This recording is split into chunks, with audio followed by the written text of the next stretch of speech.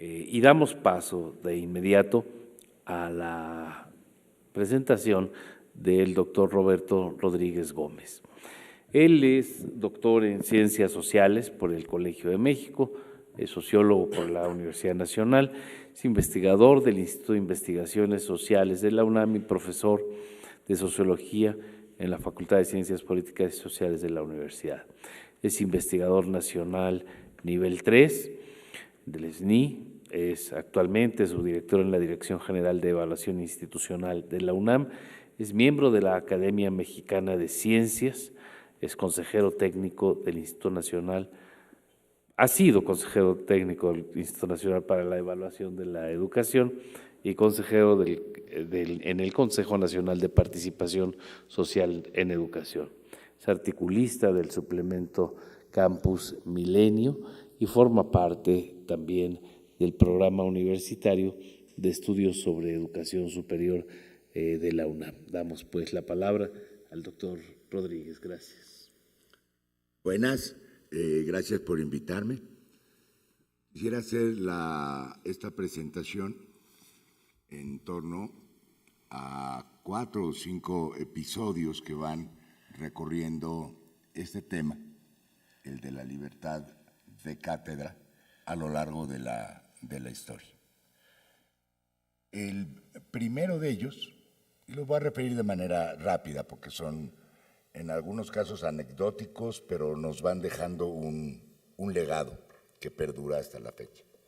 El primero de ellos es la polémica en torno al libro de lógica en la Escuela Nacional Preparatoria en 1880.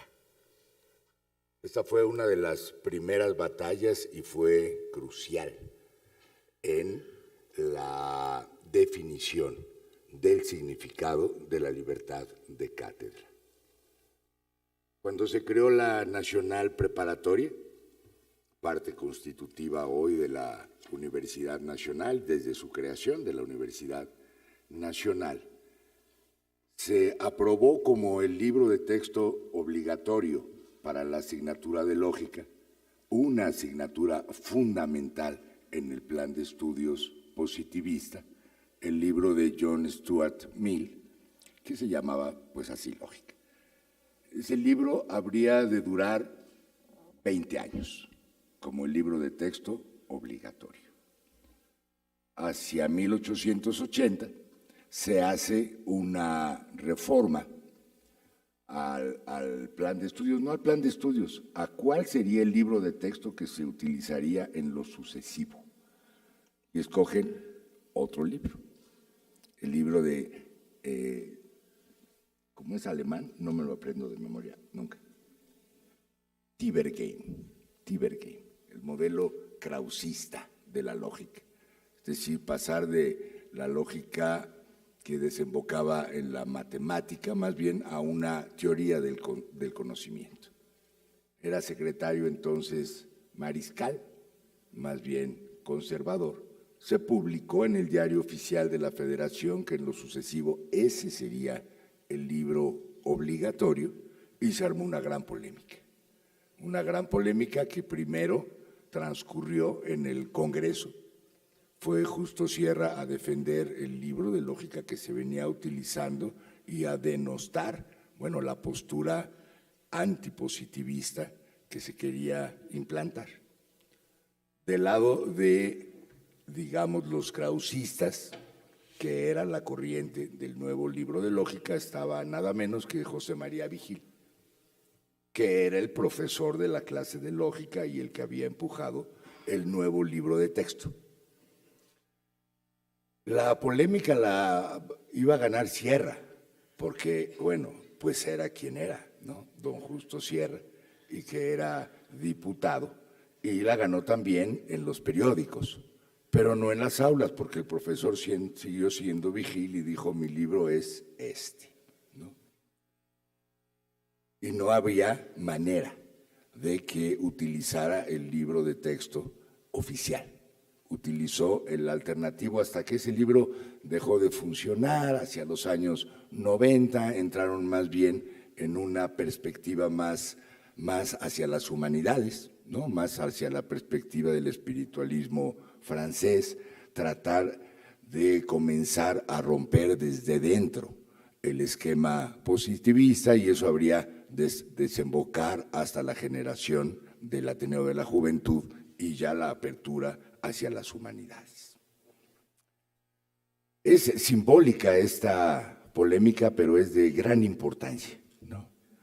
Es decir, los principios de la libertad de enseñanza nos remontan a este tipo de episodios. Un segundo nos lleva a otra latitud, el de la reforma de la Universidad de Córdoba, el movimiento autonomista que cumplió el año pasado un siglo, y lo que para ellos significaba libertad de cátedra. Significaba 5 cosas y son distintas. 3 perduraron y 2 no tanto. La primera es el principio de libertad de cátedra, que sostiene que cada cátedra tiene completa libertad, cada catedrático tendría completa libertad para enseñar lo que él supiera, ¿no? Es decir, el control de la enseñanza a manos del catedrático, a manos del profesor. Pero hay otro significado, el de la cátedra paralela. Este es muy importante. Es decir, que para cada asignatura hubiera distintos profesores y eso asegurara la libertad del estudiante de elegir al que más le gustara o conveniera.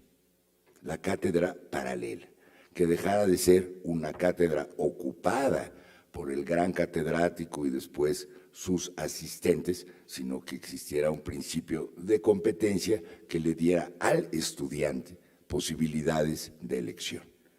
Y este tema es fundamental. Si la libertad de cátedra no solo como protección al profesor o al estudiante, sino como al profesor o al catedrático, sino como una alternativa a los estudiantes. Después la cátedra libre, en el sentido en que todos los que tuvieran la capacidad pudieran concurrir a las oposiciones para presentarse como candidatos a las cátedras.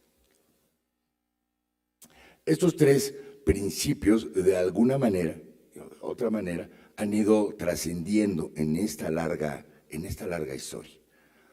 Otros 2 no tanto, que es la periodicidad de las cátedras, que ninguna de ellas fuera considerada como definitiva, sino que los profesores tuvieran que revalidarse periódicamente para seguirlo siendo.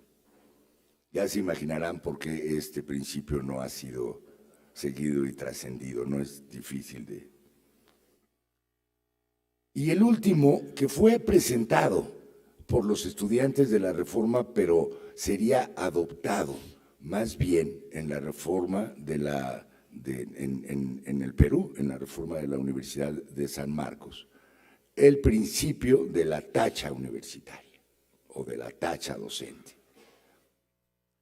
Es decir, que los estudiantes tuvieran el derecho o el privilegio de tachar a los profesores que no estuvieran funcionando y ese derecho fuera respetado. El profesor que no funciona, los estudiantes dicen no está funcionando y lo retiraran del servicio, ¿no? Con Mariátegui y con Aya de la Torre, hacia los años 20, este principio de la tacha como privilegio de los estudiantes fue muy defendido. Y después iban a perder. Pero caminaría la idea de la tacha de estudiantes hacia otras latitudes, curiosamente hacia la de la España republicana. Ya se sabe que la irradiación latinoamericana de la Reforma de Córdoba pues fue grande, importante, va de sur a norte, llega hasta nosotros en el 29, pero iba a trascender hasta la España republicana, ¿no? Y después iban a perder como se perdió todo con el franquismo, ¿no? Pero iba también a regresar la idea de la libertad de cátedra y tendría una gran expresión en los movimientos en México en los años 30. La autonomía que se ganó en el 29 si uno revisa la ley orgánica de la UNAM de ese año, notará que no se menciona en absoluto el principio de libertad de cátedra. Más bien al contrario. Es decir, el Ejecutivo, el presidente, se reservaba unos derechos de veto. Por ejemplo, el de que las resoluciones del Consejo Universitario relativas a nuevos nombramientos docentes podían ser vetadas por el presidente y no tener ahí a personajes incómodos ocupando esas cátedras, aunque las hubiera autorizado el Consejo Universitario. Tenía también facultades en la ley del 29 el presidente para autorizar o vetar nuevos planes de estudio, para autorizar o quitar escuelas y facultades. De manera que la autonomía del 29 no va por la línea de las libertades académicas. Irían las de gobierno, si se quiere, en el gobierno interior y en algunas administrativas, ni siquiera en todas. La autonomía del 33 es más bien y sobre todo un desprendimiento de la universidad del Estado, o viceversa. El Estado quería a la universidad lejos de sí mismo, ¿no? Esa es la autonomía del 33. Ahora le llamaríamos casi privatización porque quedaba ya, digamos, con solamente un recurso finiquito y después nos vemos, ¿no?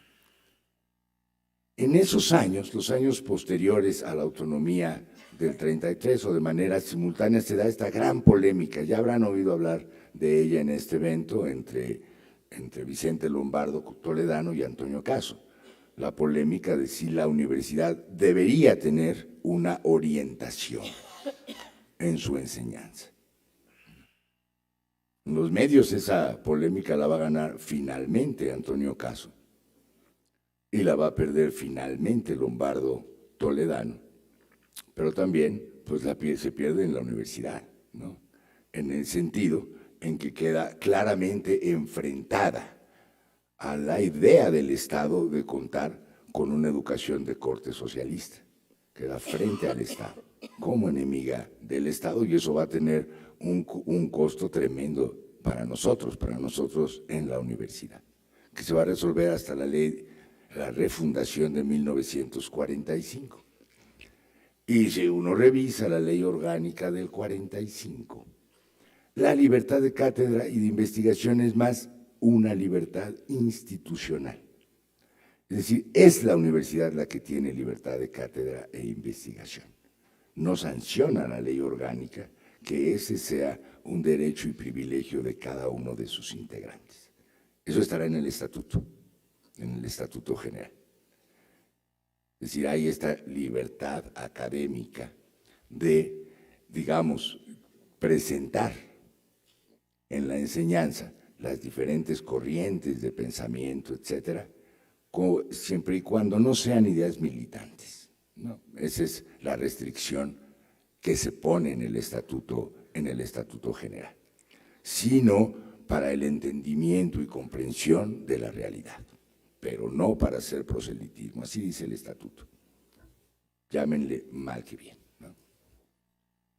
En época ya mucho más reciente, el gran tema desde los años 90 fue la constricción a estas libertades por la nueva generación de políticas públicas en materia de educación superior, el paquete del SNI, de los estímulos, del programa relativo al posgrado a cargo del CONACYT, de ir orientando las prácticas en un sentido definido, el modo de producción, en un sentido definido. Hay que producir artículos en revistas indizadas de circulación internacional, ¿no?